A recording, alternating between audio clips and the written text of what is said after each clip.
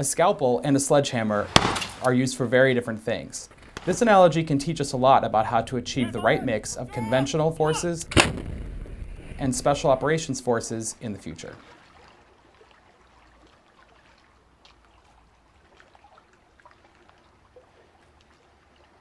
Our country currently faces a variety of threats, from ISIS to a more assertive Russia, from the rise of China to the unclear motives of Iran.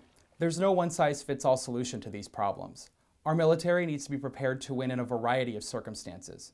Here are the top 3 things you need to know about achieving the right mix of conventional operations and special operations forces. Special operations forces are the military's scalpel, and conventional forces are its sledgehammer. These tools are complementary, but they are not perfect substitutes.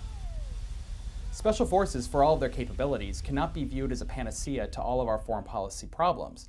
For example, it is unlikely that several hundred Special Operations Forces advisors will be able to degrade and destroy an organization like ISIS alone. We will send an additional 475 service members to Iraq.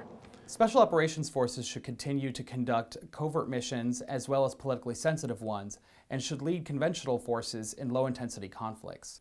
On the other hand, conventional forces should lead in high-intensity environments and should take on the lion's share of foreign internal defense missions as well as psychological and information operations missions. This will free up Special Operations Forces to focus more closely on developmental warfighting techniques. We are pursuing a long-term strategy against ISIL because both civilian and military leaders have called for increased flexibility to the overall force.